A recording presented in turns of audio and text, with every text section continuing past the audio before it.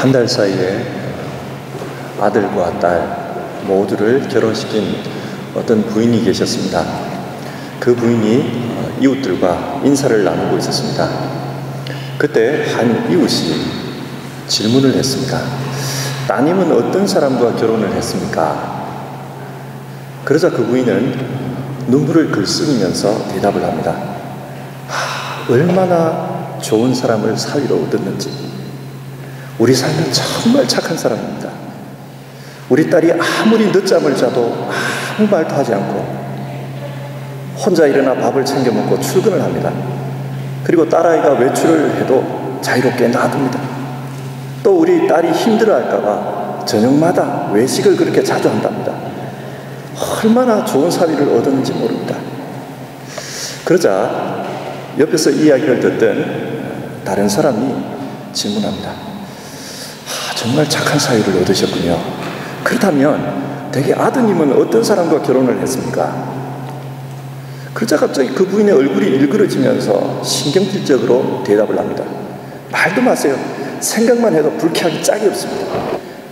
며느리가 얼마나 게으르고 사치스러운지 아침에는 항상 늦잠을 자고 밖에 안 나가는 날이 없습니다. 그뿐인 줄 아세요? 집에서 밥하기가 귀찮다고 한 달에 한 번씩 밖에서 외식을 한답니다. 참 의의가 없지. 그러고 보면 딸 자식 교육을 그따위로 시킨 그 부모도 참 한심하게 짝이 없습니다. 그렇게 대답을 했답니다.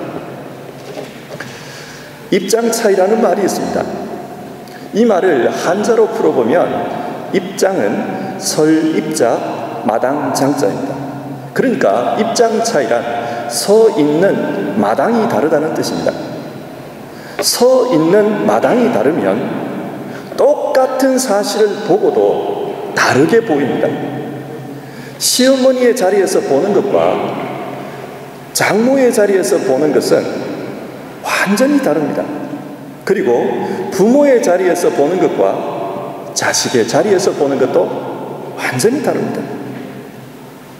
이것은 하나님과 인간 사이에서도 마찬가지입니다.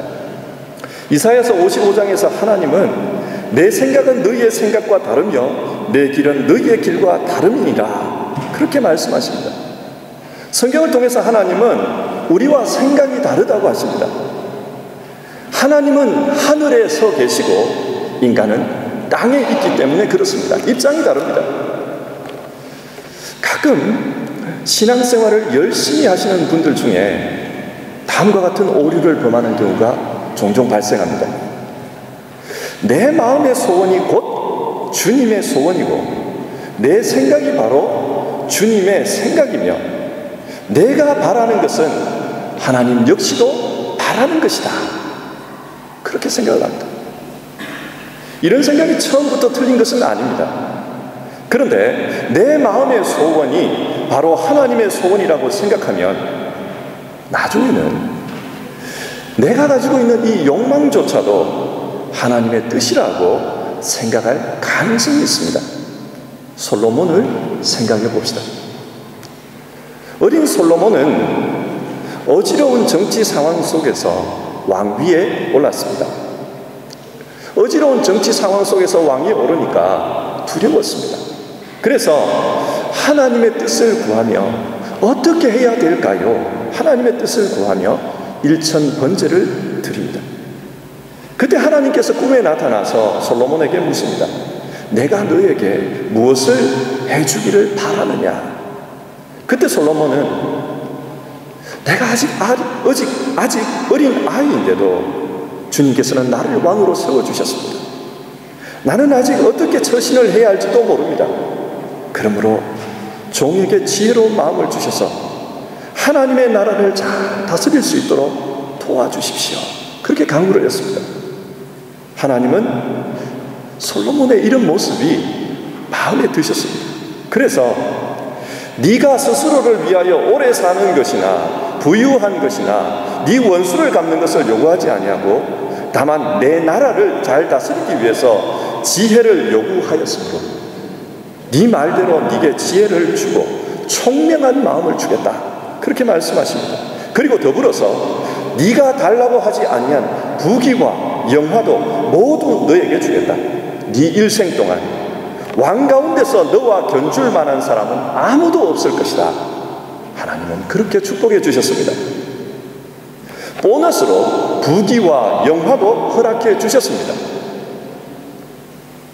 이런 상황 속에서 솔로몬은 정말 부귀와 영화를 누립니다. 그리고 자신이 누리는 그 부귀와 영화, 화려한 삶을 하나님의 뜻이라고 생각을 했습니다. 그리고 심지어는 자기의 본능에서 비롯되는 사치와 수많은 여인을 아내로 두는 그 욕망, 정치적 야욕, 이 모든 것을 하나님의 뜻으로 정당화하기 시작합니다. 그래서 극도로 사치스러운 삶을 살지만 그것 때문에 백성들에게 원망을 듣지만 그는 아무런 죄책감도 느끼지 못합니다. 그런데 여러분, 이런 삶의 결과가 어떠했습니까? 솔로몬이 죽은 이후에 그 왕국이 남과 북으로 분열이 되고 맙니다. 하나님께서 심판하신 것입니다. 여기서 솔로몬에게 무엇이 문제였습니까? 솔로몬은 자신의 생각이 곧 하나님의 생각이라고 믿었던 것입니다. 욕망이 원하는 대로 부귀 영화를 추구하며 사는 것, 자신이 좋아하는 그것을 하나님도 좋아하리라고 생각한 것, 그것이 문제였습니다. 그러나 하나님은 분명히 말씀하십니다. 내 생각은 너희의 생각과 다르니라. 사실 유한한 인간이 전능하신 하나님의 생각을 다 아는 것은 어렵습니다. 그렇기 때문에 우리는 하나님의 생각은 내 생각과 다를 수 있다, 이것을 긍정하면서 지금 내가 가지고 있는 이 생각에 대해서 하나님은 과연 어떻게 생각하실까, 그것을 항상 살피는 태도를 가져야 합니다. 그렇기 때문에 하나님의 뜻을 찾기 위해서 성경 말씀 앞에 서야 하며 무릎 꿇고 주님의 뜻을 구하며 기도하는 자세를 취해야 합니다. 이것이 건강한 신앙입니다. 오늘 본문은 나사로의 죽음에 대해 예수님과 제자들의 입장 차이를 보여줍니다. 제자들은 예수님의 태도를 이해하기가 어려웠습니다. 사랑하는 나사로가 병들었다는 소식을 듣고도 베다니로 가시지 않다가 이틀 이후에 갑자기 가자고 하십니다. 그래서 제자들이 묻습니다. 8절을 보면요, 라비여, 방금도 유대인들이 돌로 치려 하였는데 또 그리로 가시려 하시나이까? 요한복음 10장을 보면 예수님과 바리새인들 사이에 논쟁이 있었습니다. 예수님은 그때 바리새인들에게 나와 아버지는 하나이니라 그렇게 말씀을 했습니다. 하나님과 나는 하나다, 하나님과 나는 동일하다, 그렇게 이야기를 했습니다. 그러자 바리새인들이 흥분해서 예수님을 돌로 치려고 했습니다. 신성을 모독했기 때문에 돌로 쳐 죽여야 된다, 그렇게 분노했습니다. 이런 상황 속에서 예수님은 예루살렘을 빠져나와서 지금 머물고 있는 곳, 세례받은 그곳으로 오셨습니다. 제자들의 입장에서는 나사로가 병들었다 이 말을 듣고도 예수님이 가시지 않는 이유가, 이틀이나 더 머문 이유가 이 일과 연관이 있다고 보았습니다. 지금 예루살렘에서 가까운 베다니로 가면은 또 문제가 생길 수 있을 것 같으니까 예수님께서 가시지 않는다고 생각을 했던 겁니다. 현명한 판단이라고 생각했습니다. 그런데 예수님이 갑자기 태도를 바꿔서 가자고 하십니다. 그래서 제자들이 질문합니다. 아니, 왜 지금 그리로 가시려고 합니까? 상황이 좋지를 못합니다. 그리로 가면 또 돌 들고 날 쳐칠 겁니다. 왜 그리로 가시려고 합니까? 사실 이 질문은 단순한 질문이 아니라 예수님의 태도에 대한 제자들의 반박입니다. 제자들은 지금 예수님의 생명을 걱정합니다. 그리고 더불어서 자신들의 생명도 걱정이 되었습니다. 예수님과 함께 가면 자신들도 무사하지 못할 것 같았습니다. 이런 상황 속에서 예수님은 자신이 왜 가셔야 하는지 그 이유를 말씀하십니다. 9절과 10절입니다. 낮이 12시간이 아니냐? 사람이 낮에 다니면 이 세상의 빛을 범으로 실족하지 아니하고 밤에 다니면 빛이 그 사람 안에 없는 거로 실족하는가. 당시 유대인들은 새벽 6시부터 저녁 6시까지를 낮으로 보았고 저녁 6시에서 그 다음날 새벽 6시까지를 밤으로 계산을 했습니다. 그리고 해가 떠 있는 이 낮 동안에는 열심히 일해야 한다, 그런 신조를 가지고 있었습니다. 주님은 이런 생활상을 지금 비유로 말씀하십니다. 그렇다면 여러분, 이 말씀 속에서 빛이 무엇일까요? 이사야서 60장 20절에 따르면 하나님께서 스스로 내가 이스라엘의 빛이다, 그렇게 말씀하십니다. 그러므로 지금 주님의 말씀은 하나님께서 함께 하시는 시간, 하나님께서 빛으로서 자신과 함께하는 시간, 이 시간이 바로 낮입니다. 낮은 하나님께서 일하도록 허용하신 시간입니다. 조금 있으면은 일할 수 없는 밤이 옵니다. 십자가에 달려서 돌아가실 겁니다. 그때까지는 하나님께서 일하도록 허락하셨으니까 그때까지는 일해야 한다. 그러니까 빨리 가자는 겁니다. 그렇다면 주님께서 하셔야 할 일이 무엇입니까? 하나님이 맡기신 일이 뭡니까? 첫 번째로 사람을 살리는 것입니다. 예수님은 스스로를 나는 생명의 떡이다, 그렇게 말씀하셨습니다. 그리고 내가 곧 길이요 진리요 생명이니 라고 말씀하셨습니다. 주님은 생명이라고 하셨습니다.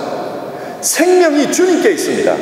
그 생명을 사람들에게 주어야 합니다. 사람들은 주님의 생명을 먹어야 합니다. 이것이 바로 주님이 하셔야 할 일입니다. 여러분, 떡을 먹는 것을 생각해 보십시오. 떡을 먹으면 그 떡은 내 안으로 들어와서 내 몸 안에서 소화가 되어서 떡이 소화가 되어 내 피가 되고 내 살이 됩니다. 원래 떡은 나와 다른 것이었지만 그 떡이 내 몸 안에 들어오면 소화가 되면 그 떡은 내 살이 되고 내 피가 되어 나와 하나가 됩니다. 이처럼 생명의 떡이신 주님을 믿고 그분을 받아들이면 이제 그 주님은 내 안에 들어오셔서 내 생명, 우리의 생명이 되십니다. 그래서 우리도 주님처럼 영원한 생명을 가지게 됩니다. 주님은 이 일을 하셔야 한다고 하십니다. 이 일을, 내게 생명이 있다는 것을 지금 죽은 나사로를 통해서 보여주시겠다, 가자, 그렇게 말씀하십니다. 비록 죽음의 위험은 있지만 하나님의 일을 하러 베다니로 가자, 그렇게 말씀하십니다. 두 번째로 예수님이 하셔야 하는 일은 사람들을 하나님의 친구로 만드는 것입니다. 11절을 보면 죽은 나사로를 우리 친구 나사로 이렇게 부르고 있습니다. 여러분, 친구라는 것이 무엇입니까? 친구는 가까운 사람입니다. 출애굽기 33장 11절에서 사람이 자기 친구와 대면하여 이야기한 것 같이 하나님은 모세와 대면하여 말씀하셨다, 그렇게 이야기합니다. 여기서 친구와 같이라는 말은 하나님이 모세와 그만큼 가까웠다라는 뜻입니다. 따라서 오늘 본문에서도 이 친구는 정말 가까운 사람을 의미합니다. 뿐만 아니라 성경에서 친구는 동역자를 의미합니다. 여러분, 하나님께서 시내산에서 모세와 만나 무슨 이야기를 하셨겠습니까? 하나님의 일을 말씀하셨습니다. 앞으로 이스라엘을 어떻게 인도해야 하는지, 언약 백성을 어떻게 세워가야 할 것인지, 그것에 대해서 말씀하셨습니다. 지금 하나님은 친구 모세에게 언약 백성을 세우는 일, 이스라엘을 인도하는 하나님의 일을 하라고 말씀합니다. 따라서 친구는 하나님의 일을 하는 하나님의 동역자를 의미합니다. 예수님께서 이 땅에 하시는 일은 하나님과 원수되었던 자, 하나님과 멀리 있던 자들을 가까이 부르십니다. 그래서 하나님의 친구로 세우십니다. 요한복음 15장의 말씀입니다. 이제부터는 너희를 종이라 하지 아니하리니 종은 주인이 하는 것을 알지 못합니다. 너희를 친구라 하였노니 내가 아버지께 들은 것을 다 너희에게 알게 하였습니다. 주님은 자신의 제자들을 종이 아니라 이제부터는 친구다 그렇게 말씀합니다. 친구로 세우시기 위해서 오셨습니다.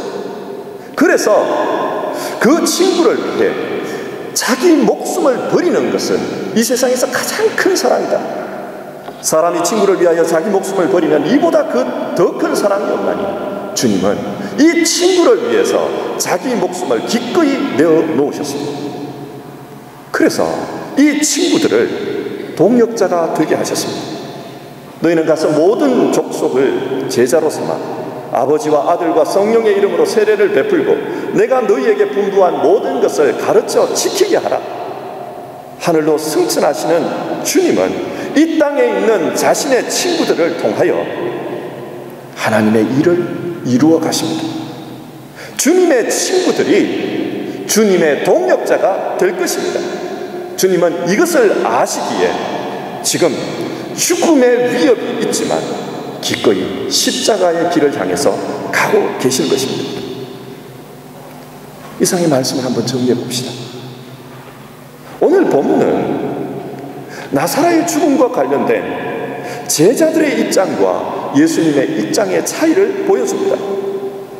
제자들의 입장은 예수님이 안전한 것, 그리고 자신들의 생명도 안전한 것, 그것을 추구합니다.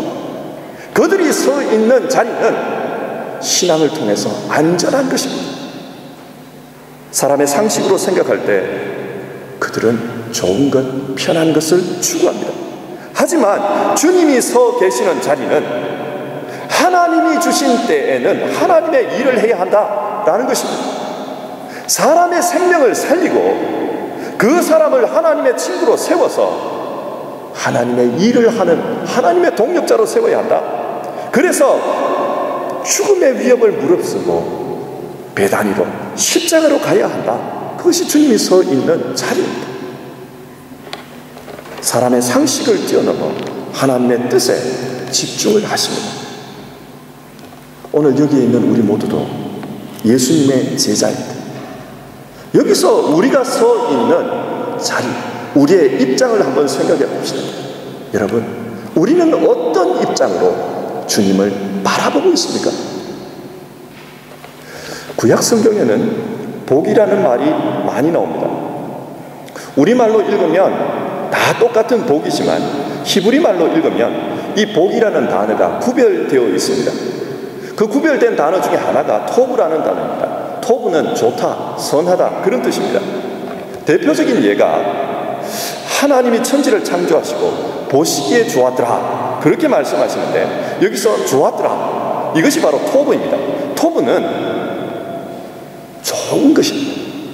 토브의 복은 참 좋은 것입니다. 그런데 여기서 중요한 것은 누가 볼 때 좋은 것이냐라는 것입니다. 한국 사람들은 복을 참 좋아합니다.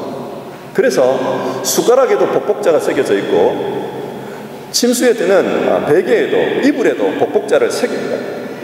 그런데 많은 경우 그 복이 무엇을 의미하는가? 건강, 물질의 축복, 장수, 번영, 성공 그런 걸 의미합니다.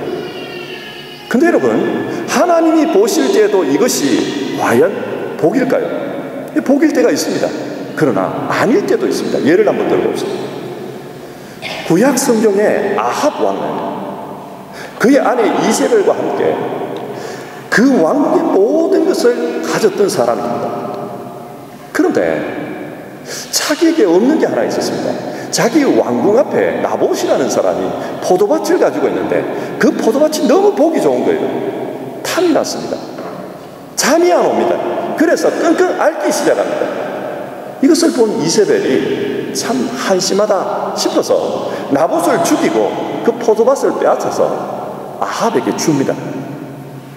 그런데 역사가 흘러서 나중에 아합과 이세벨은 이 일 때문에 죽임을 당합니다. 자, 보십시오. 왕으로서 권세, 권력을 가지는 것은 좋은 것입니다. 복입니다. 나쁜 것이 아닙니다. 그러나 탐욕스러운 아합과 이세벨에게 이 권세는 과연 복입니까? 저주입니까? 우리 시대를 한번 생각해 보십시오. 물질도 명예도 권세도 성공도 그 자체로는 악한 것이 아닙니다. 그런데 이 좋은 것 때문에 망하는 사람들이 많이 있습니다. 왜 그렇습니까?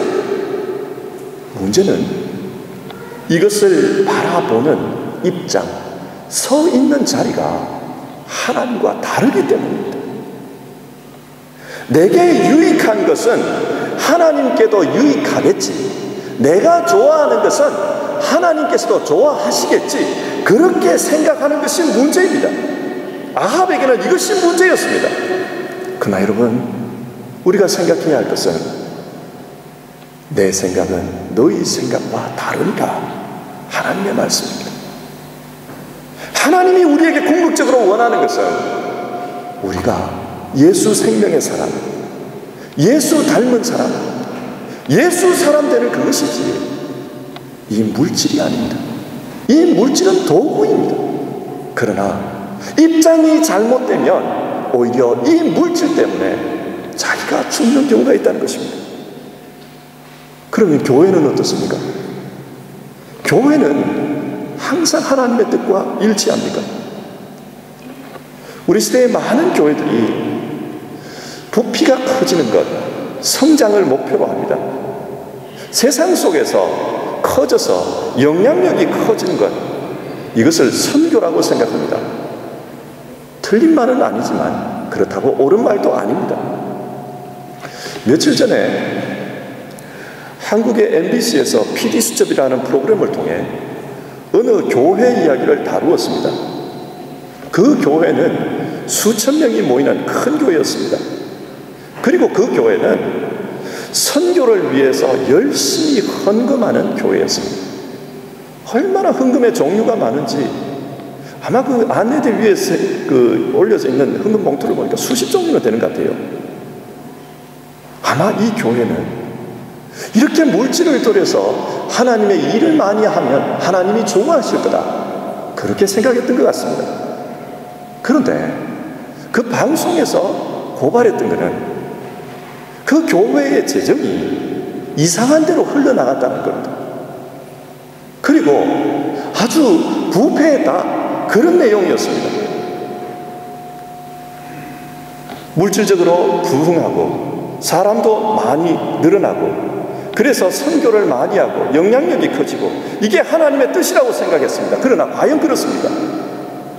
그렇게 하다가 오히려 나쁜 일이 발생했고 그 나쁜 일이 공중파를 통해서 온 대한민국에 퍼져버렸습니다.